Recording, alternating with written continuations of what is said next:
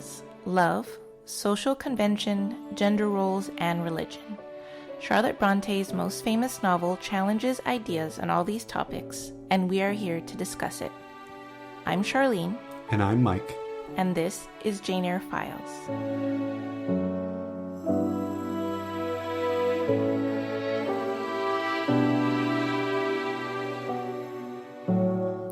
Chapter 23. I Am No Bird.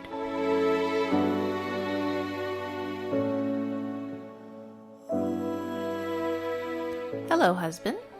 Hello, my bride, my equal, my likeness. Oh, I was looking forward to this one. I wonder what you would pick, because there's a plethora of choices. Mm-hmm. And yeah, I think you picked a good one there. Well, yeah, and as we'll get into on this episode, this is a very important chapter. Mm-hmm. Not just for the readers of the show, but also Mr. and Mrs. DeKalb, the hosts of this podcast. Very special moment comes from this chapter for us. Yeah, and so I think I'm going to keep making allusions to it. Hint, hint, for my meaningful quote from this chapter. I think we know where that might be drawn from. Yes. Well, let's just dive right in. I'm going to share the SparkNote summary for Chapter 23. After a blissful 2 weeks, Jane encounters Rochester in the gardens. He invites her to walk with him, and Jane, caught off guard, accepts. Rochester confides that he has finally decided to marry Blanche Ingram and tells Jane that he knows of an available governess position in Ireland that she could take. Jane expresses her distress at the great distance that separates Ireland from Thornfield. The two seat themselves on a bench at the foot of the chestnut tree, and Rochester says, "We will sit there in peace tonight, though we should never more be destined to sit there together." He tells Jane that he feels as though they are connected by a cord of communion. Jane sobs, "For I could repress what I endured no longer," and tells us, "I was obliged to yield."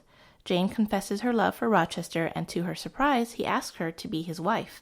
She suspects that he is teasing her, but he convinces her otherwise by admitting that he only brought up marrying Blanche in order to arouse Jane's jealousy. Convinced and elated, Jane accepts his proposal. A storm breaks, and the newly engaged couple hurries indoors through the rain. Rochester helps Jane out of her wet coat, and he seizes the opportunity to kiss her. Jane looks up to see Mrs. Fairfax watching, astonished. That night, a bolt of lightning splits the same chestnut tree under which Rochester and Jane had been sitting that evening. Whew. Yeah, that's quite a summary. Yes, a lot going on. It's a very memorable chapter. Mm-hmm. And I would hope that this is something that a lot of readers, especially female readers, were probably just looking forward to. Oh, yeah. I feel like I was absolutely elated when I got to that part of the story. You know, the first time I read it, just finally, okay, they're expressing their emotions. Now they're together, even though, I knew that they would get together. I was going to ask you, did you know it was coming? Did you know anything? The term I always come up with is cultural osmosis. Like if you know a twist ending in a movie before you've seen it because you just hear people talking about it. How much did you know about Jane Eyre and the Brontes to know where this story was going? No, at that time, I had no idea. I didn't know anything about Jane Eyre or what happens. It was all a surprise. And but you assumed, right? We guessed, obviously. Well, I know that it's romance, and now that they're getting married, and it's a little more than halfway through the book, I was not sure what would happen next, because I guess we're just going to have a nice married couple story. Right. And I joke about, female readers waiting for this chapter, but I enjoy. I mean, obviously, the first time I read it, it's like, oh, okay, this is how it's happening. This is what it is. They're going to argue. He's going to still keep the Blanche charade going, and then just throw it at her. Oh no, but you'll be my wife. And what? Yeah. And so I can understand her astonishment as well. It's a little awkward. But it's also very tender too. Yeah. Mm-hmm. Yeah. So, we'll start at the beginning of this chapter with Charlotte setting the tone by using these really descriptive passages of nature and the scenery, and kind of describing something that I guess was kind of unique to England at the time, of like this warm, balmy evening. Mm-hmm. I think she described it as like almost Italian kind of summer night, and it it just really sets this really romantic tone for the story. Yeah, I was going to ask you, why do you think she did that? Just because, I feel like Charlotte, maybe she wanted to draw out the positivity for as long as possible. Spring has sprung. It's June, but I guess we still have the effects. Yeah. And it feels like, Jane is in such a great mood when this chapter starts. She's glad to be back at Thornfield. And she's been having a good time. Yeah. With, Rochester's been very kind to her. But it seems to me like you don't really notice. Charlotte doesn't describe weather all that often, other than maybe, being cold at Lowood.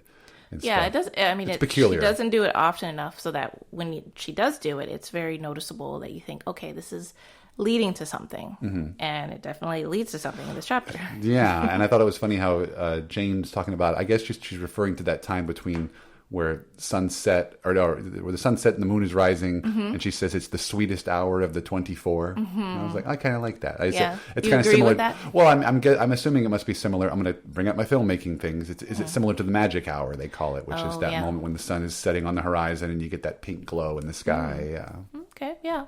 Obviously this moment is a good cinematic moment in the movies, to have the twilight as they are finally having their romantic get together.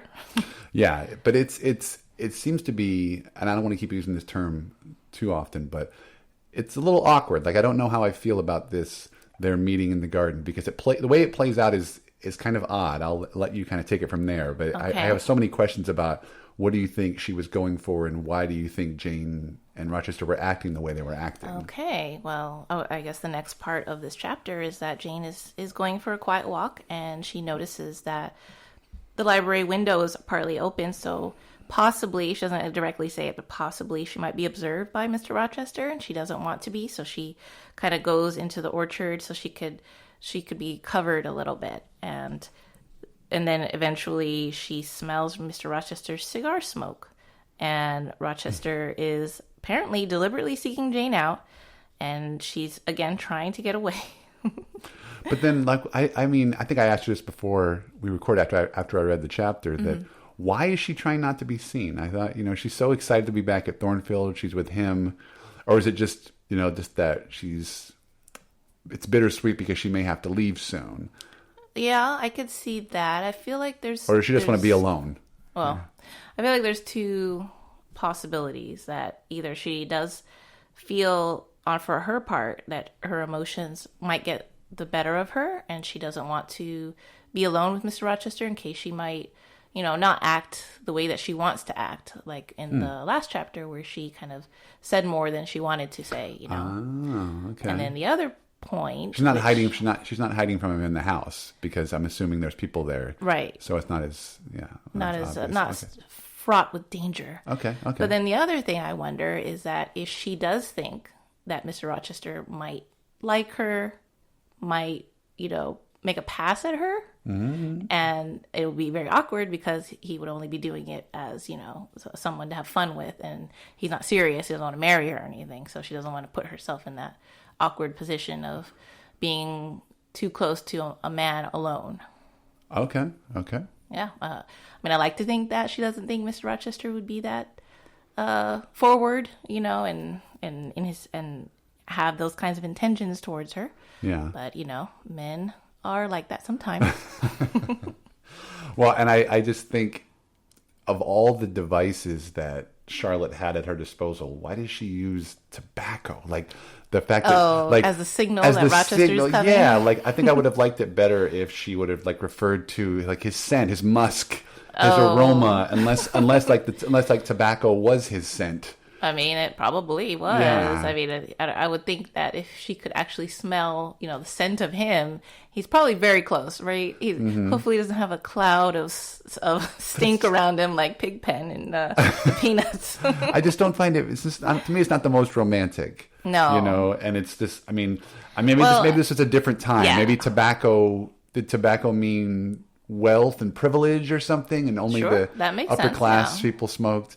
I know you haven't seen it yet, but there's a very memorable moment in Forrest Gump where Forrest and Dan are with these women for a night, and Dan goes in the other room, and Forrest is with the woman, and they start kissing, and then later he just tells Dan she tasted like cigarettes. Oh. That's the first thought that he had, and that's all I could think about. I'm like, it's this nice moment where she's sensing his presence without seeing him, but it's like, oh, I smelled his cigar smoke. And I'm like, is that supposed to be dashing and romantic, I guess? Well, I could see that, being a product of his time where cigarette smoke or cigar smoke is probably a little bit of a, very masculine thing, so fits Rochester. But who cares? Nobody likes smoking now. Wow. It's dumb. Again, it's a different time. And I did like how, if I remember correctly, Charlotte points out that, Jane is trying to sneak past him, but then he just sort of calls out because he senses her presence and he doesn't even look. Yeah. And I'm like, that's a baller move. We talked about that on this show. There's a few baller moves that Rochester's done. Yeah. And to me, that's one of them. But I think that also means like he knew that she was there. Like he had already clocked where she was when he walked through, pretending like he's just wandering, but he was deliberately looking for her. So he knew that, okay, now's the time to call out to her because she's not going to come up to me. He has good peripheral vision. I think that's part of it.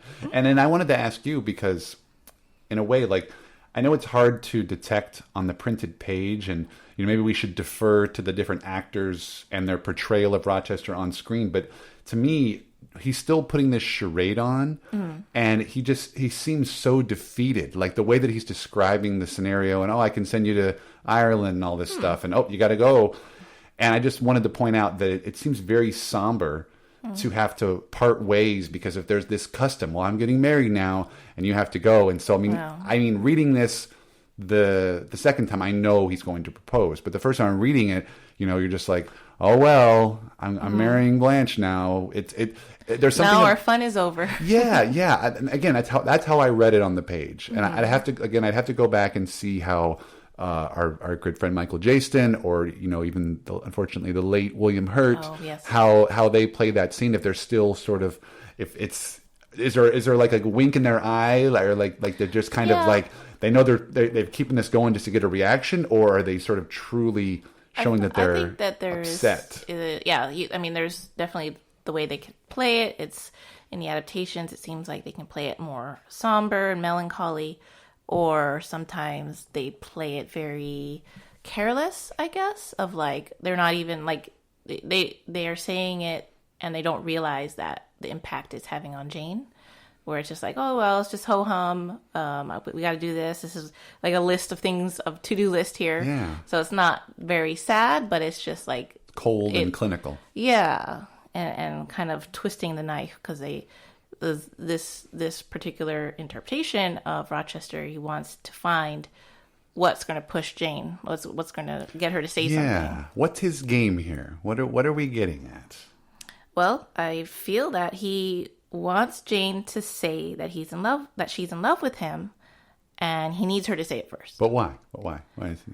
That is a good question, and I've thought about that, and I think because he'll feel a little less guilty about deceiving her if she initiates. Maybe. I mean, but I wonder, maybe he wants the attention? In what way? Well, I think he, like any man, right? Maybe you want to have... Oh, he wants her to come after him. Yeah. I feel like maybe he's, because she's so... I can't think of the right word. That stoic, right? Okay. She's has her convictions, and she's not going to give in to passion, and so he's the one that keeps, after the fire, that he's the one that takes her hand, and right. So it'll be even more satisfying if he sees that passion for him in her. Exactly. I can see that. And unfortunately, his deceit, this charade that he keeps going on, I think it also brings out the worst in Jane, because in this chapter, you really see her bitterness towards Blanche. It comes out in full force. I mean, I see more bitterness towards what Rochester's going to do, thinking that he's going to marry Blanche, and that seems so idiotic to her, basically.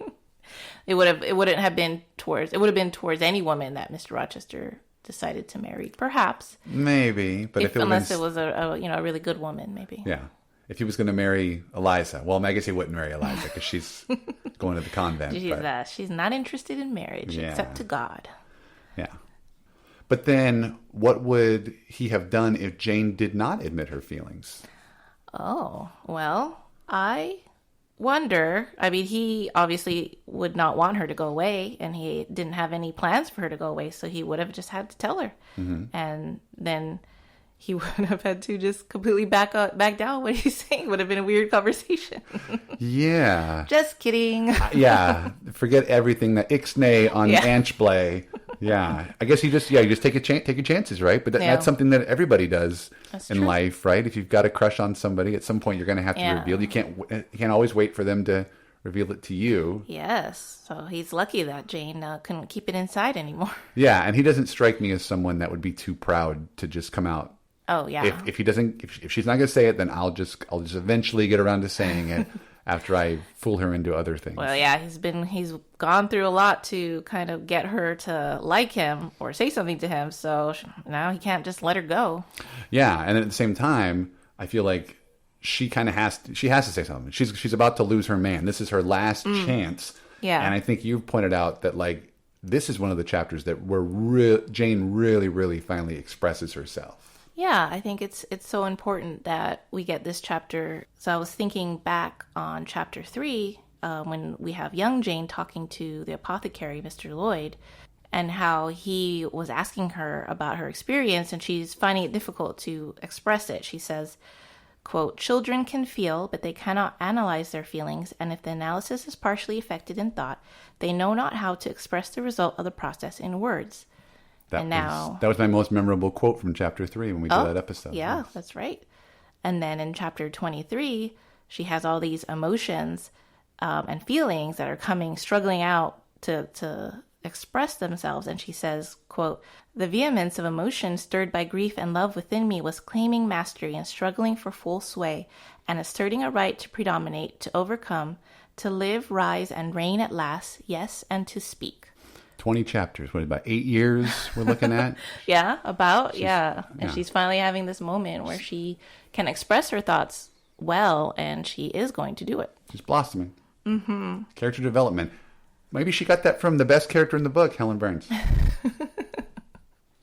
Well, I know she gets a lot of stuff from Helen, a lot of good character growth. Mm-hmm. I've known you, Mr. Rochester, and now I see the necessity of departure. It's like looking on the necessity of death. Where do you see the necessity? Where? You, sir, have placed it before me in the shape of Miss Ingram. Your bride. My bride? What bride? I have no bride. But you will have. Yes, I will. I will. Then I must go. You said it yourself. No, you must stay. I tell you, I must go. Do you think I can stay to become nothing to you? Do you think I'm an automaton, a machine without feelings? Or do you think because I'm poor, obscure, plain and little, I'm soulless and heartless? You think wrong. I have as much soul as you and full as much heart. Well, if God had gifted me with some beauty and much wealth, I would make it as hard for you to leave me as it is for me to leave you. Jane. No! I'm not talking to you now through the medium of custom, conventionalities, nor even of mortal flesh. It is my spirit that addresses your spirit, just as if both had passed through the grave and stood at God's feet, equal as we are. As we are. So then we come to a part in the way that Jane is expressing herself where she has another quote that I think is very memorable. It's not my most memorable quote, but it starts as, "It is my spirit that addresses your spirit, just as if both had passed to the grave and we stood at God's feet, equal as we are." And she's telling Rochester, pointing out to him that they are equals. And I think that in this story, Jane and Rochester can ultimately be together when they are truly equals. Yeah, and I was going to ask you, is that one of the reasons that this novel was so groundbreaking for its time, right? I believe so, yeah. You think about, there's that woman, Jane Austen, again, and that whole point is that it's usually, I assume, a man of means, and then a woman who's He's going to take care of a woman by marrying her. Yeah, take her away from a ordinary life into a life of privilege, whereas Jane, who is plain and reads the Bible and teaches at Lowood, and then now she's a governess. She's on the same level as this man who means a landed gentleman, yeah. And I mean more so too as I think male and female saying that they are equals, which again is another feminist reading for Jane Eyre, especially like you said, it was groundbreaking at the time to say that a woman is equal to a man, which, as we know, is true. Sure. And I wonder if, this was, again, people thought Currer Bell was a man. Yeah, You were reading this? at the time. Yeah, that there was a lot of speculation about the gender of the author since the name was so ambiguous. Yeah. Now, like I said, now I'm starting to understand when you get to a chapter like this, especially a passage like that, you start to understand why this novel still holds up 175 years later. People are still talking about this book. It's still at the Barnes and Noble every time we go. So. Okay, so then there's something that Rochester says I kind of wanted to mention because I thought it was kind of funny. Rochester says, quote, he caused a rumor to reach the Ingrams that his fortune was not a third of what was supposed. And as you know, when he dressed up as a gypsy, he made some predictions for Blanche that indicated that Rochester did not have a lot of money. So I was wondering, what else did he do to make Blanche think that he didn't have a lot of money, and so she would leave him alone? And I'm wondering too. I mean, I guess we could have talked about it on that chapter, but why didn't Charlotte have that scene as dialogue? Maybe because Jane wasn't in the room. It's Jane's autobiography. Like, why do we not know what they said to each other? We have to just have to hear it from Rochester. Yeah. Yeah, and I feel like Blanche probably wasn't the first woman to come for Rochester and his estate. So he kind of has to weed out the ones that truly love him. Yeah. For the ones versus the ones that kind of want his money. And I feel like he's always up for some trickery. We've learned. Yes, very true. He has an odd sense of humor. And how fast does word travel? I wonder, like if he... Probably very fast. I'm sure Blanche is complaining to everybody. Well, that's true. But like you said, like he says that he caused a rumor to reach the Ingrams, unless it's from Blanche. Did he say anything to Colonel Dent or any of the other people? Maybe. To just be like, oh man, I thought I had a little bit more money, but I guess I don't. Make sure you don't, wink, wink, don't tell Blanche. And that way, if there's if Colonel Dent or someone else wants Blanche for themselves, then they're going to make sure to go tell her about Rochester. I think it's funny to think of the elaborate means that Rochester might have gone through, like hiring people to just come by there and be like, that Rochester stiffed me. Did you know that? He hasn't paid his bills in months. And then there's one question I wanted to ask you that you didn't have on your notes as well, but is it just me, or does Rochester act a little odd after the proposal? Like he seems like he's constantly mentioning the need for approval, right? And again, if it's a first time reader, you're like, I don't get why is he just? Everything's good. You love this woman, and let's do this. And I'm just wondering, like, is he hiding something? Like, oh well, why does he is, and this is just a little preview, a little foreshadowing of what might happen later.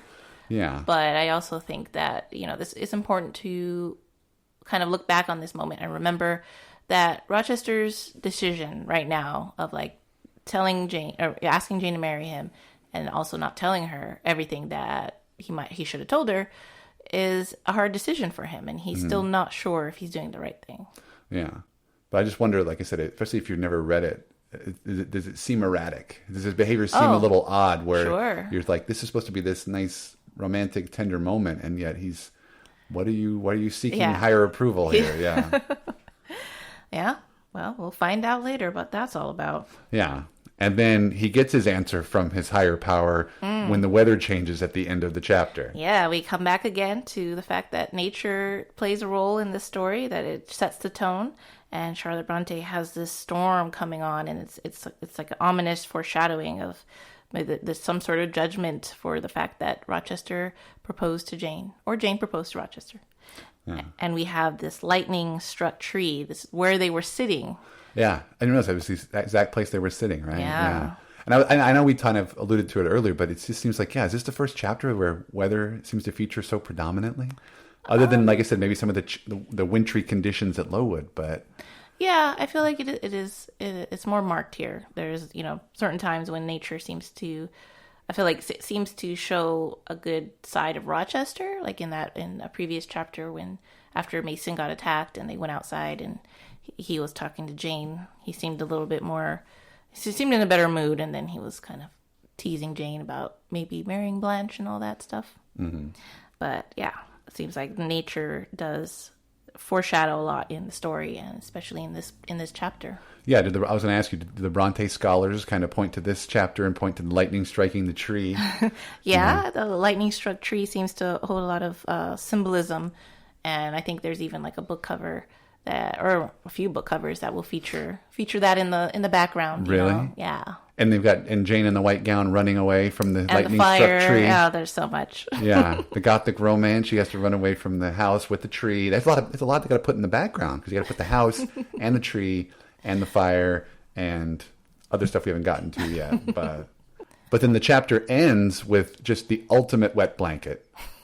Oh, you mean Miss Fairfax looking on as Rochester kisses Jane? Yeah. And she's astonished and maybe a little horrified.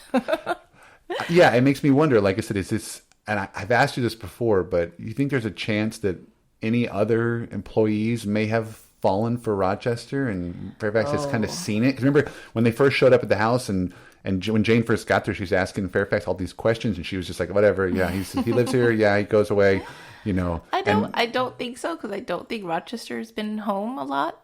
So this is the longest he's been, so unless someone fell hard for him just from watching him across the room, I don't think anybody's fallen for him. But yeah, it's like this is, to me, I could feel like this is Mrs. Fairfax's premonition coming true. Right. If she was worried when Jane first got hired. But I'm sure she has noticed how Rochester is with Jane, or Jane seems to be with Rochester, so she probably gets a little worried at times. But now her worries, her fears are all coming true. She's a voice of reason, right? Yeah, we're going to hear more from her in the next chapter. And I wonder sometimes, it seems like anytime somebody young gets married or proposed to, isn't it usually a parent or a grandparent that's, what are you doing? You're throwing your life away or something like that. And so even though it's a distant relation of Rochester, but I wonder if she feared that, especially with the age difference and stuff. Yeah, that's true.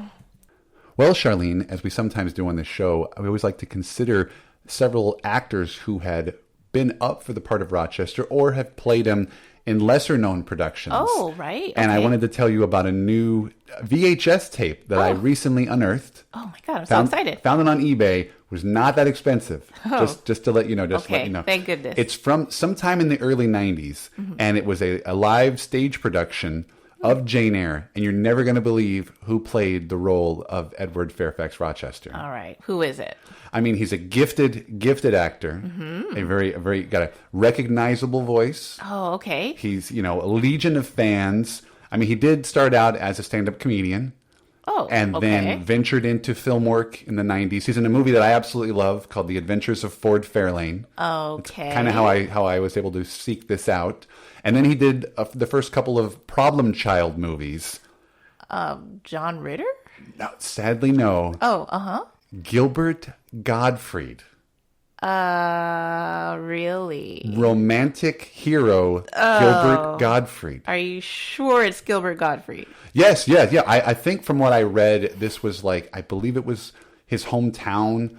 Wanted to do a production, and they were struggling. You see it in the movies all the time. They're struggling, and they need a big box office draw to keep or some greedy developers are going to tear it down and put a shopping mall parking lot. And so they got Gilbert Gottfried to come back and perform in his hometown. And you got audio of this? Audio was VHS. Somebody filmed so we can watch it. Him Somebody Rochester. Yes. Wow. Okay. But I mean, I obviously can't.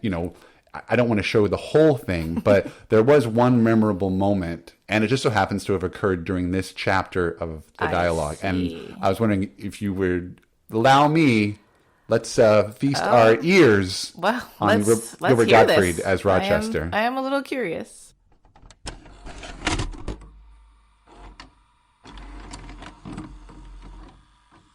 You, Jane, I must have you for my own. Entirely my own. Will you be mine? Say yes. Quickly. Wow. That was Gilbert Gottfried. Showstopper. Something should have been stopped.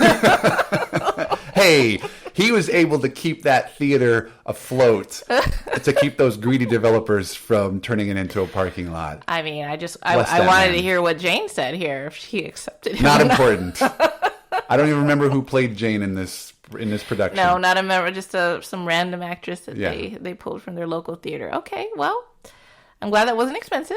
Yeah, Thank you for sharing. I think the person paid me to take it off of their hands. but I'm glad we got it. And I was sitting on it, and I'm glad I got a chance to play it on this podcast. Thank you for starting this podcast. As exhilarating as that was, if you can bring yourself down a little bit, Charlene, I want you to take the lead now and tell me your most meaningful passage from this very meaningful chapter. Well, my most meaningful passage is something different, because I know which one you're going to pick. And I love this line, but I want to actually have Michael Jayston read it. So I'm going to drop in a clip of him saying this line, just to erase the memory of Gilbert Gottfried. I would not marry her, but you strange, almost unearthly thing. I love you. Like my own flesh. You. Poor and obscure and small and plain as you are, I entreat you to accept me as a husband. So, as beautifully read by Michael Jayston, there's so much emotion in this line, and I just love that this is the culmination of the romance, because he says, I love you, which he hasn't said yet. Mm-hmm. And it's so satisfying to hear Rochester declare himself, because, he has been playing all these games. It's been a little bit annoying. Finally, he says his true feelings. And I also love that Jane starts to believe him only after he says this, because of the incivility, as she says, or he calls her poor and obscure and unearthly things, not really as romantic. So it's kind of it's kind of a great indication of their sort of unique romantic connection, that Jane actually believes him when he's this honest with her.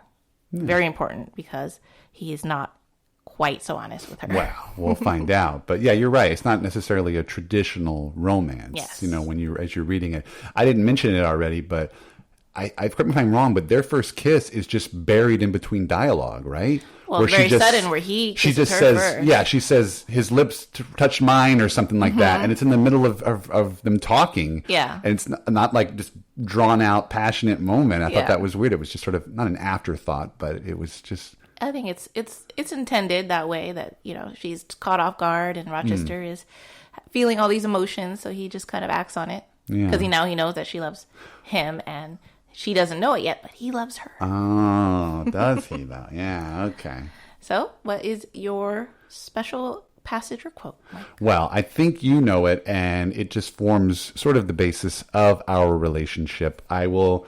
It's a very brief passage, but it's, like I said, it's one of the more meaningful ones for you and I. And that is right when he's about to propose, they're having their moment, and Jane is still under the impression that he's going to marry Blanche. And he says, no, I'm going to marry you.